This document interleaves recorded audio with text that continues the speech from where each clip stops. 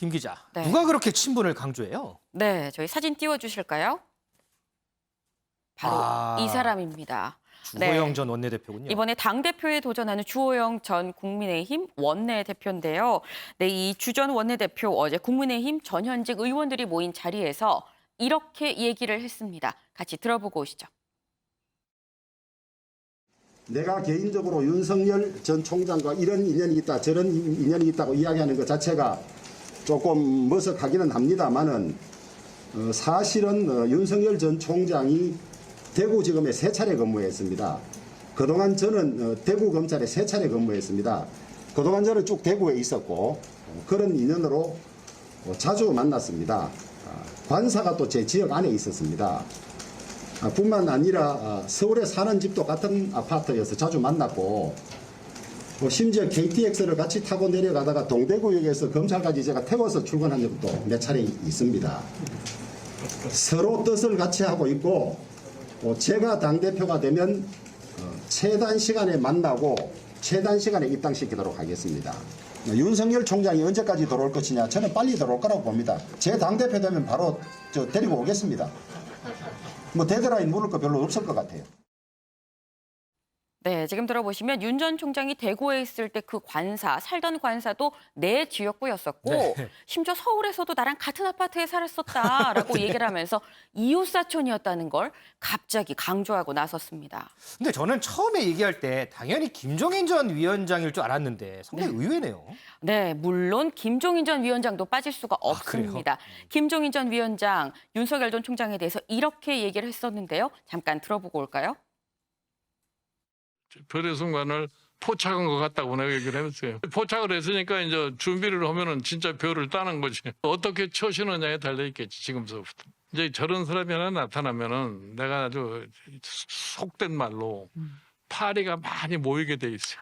그 파리를 어떻게 잘 자기가 골라서 치울 걸 치우고 바를 거 바르고 그거를 어떻게 앞으로 능숙하게 잘하냐에 따라서 성공 여부가 달려있다고 봐요.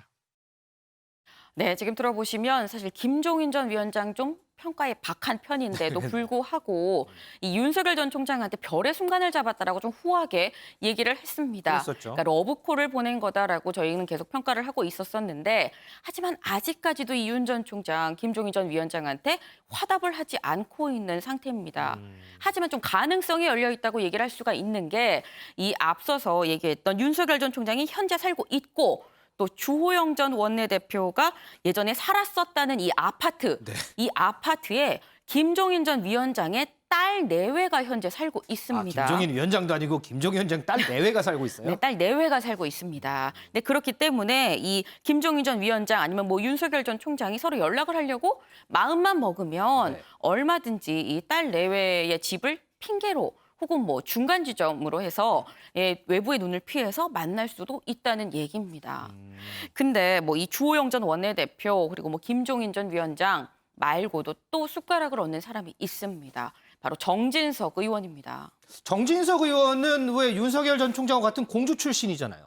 네, 맞습니다. 이제 그래서인지 정진석 의원 또 윤석열 지킴이를 자처하고 나섰는데요. 네. 어제 이준석 전 최고위원이 이 윤석열 전 총장에 대해서 이렇게 얘기를 했었습니다. 잠깐 들어보고 오시죠. 당원들과 소통하면서 당원들과 경선을 하고 그런 과정 속에서 뭐 당의 가치를 좀 녹여내고 이런 후보가 나중에 국내산으로 인정받아가지고 우리 소다 이렇게 할 수 있는 거지. 뭐 한우는 아닐지 모르겠지만 유구 정도는 돼야 됩니다. 제가 봤을 때. 안철수 대표든 윤석열 총장이든 야권 단일 후보가 되고 싶으시면은 적어도 국내산 유구는 되시라. 저는 버스가 2번 선다고 보고요. 저희 전당대회 끝나고 나서 대선 경선이 시작될 때 그때 버스가 한 번 서고요. 그다음에 나중에 단일화판이 한 번 벌어질 거거든요. 정류장 2개밖에 없습니다. 그런데 앞에 타면 유구고요. 뒤에 타면 수입산입니다. 네, 지금 이준석 전 최고위원 윤석열 전 총장한테 한우 정도는 아니더라도 유구 정도가 되고 싶다고 하면 지금이라도 빨리 당에 들어와라, 국민의힘에 입당해라라고 이렇게 얘기를 했었는데요. 네. 여기에 대해서 이 정진석 의원이 공개적으로 자신의 SNS에 질타를 했습니다. 네, 자신의 SNS에 우리 당에 많은 분들이 이제 영입하길 원하는 사람을 유구 또 뭐 수입산 소고기 이렇게 비유하면 안 된다. 네.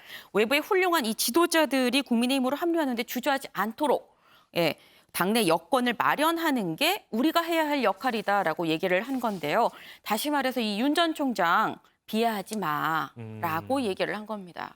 그런데 이렇게 이준석 전 최고위원 유구 얘기 들으니까 생각나는 게 민주당의 윤건영 의원이 민물고기 얘기를 하던데요. 네, 맞습니다. 요즘 정치권의 은유 비유가 지금 차고 넘치는 그런 그런 것 상황입니다.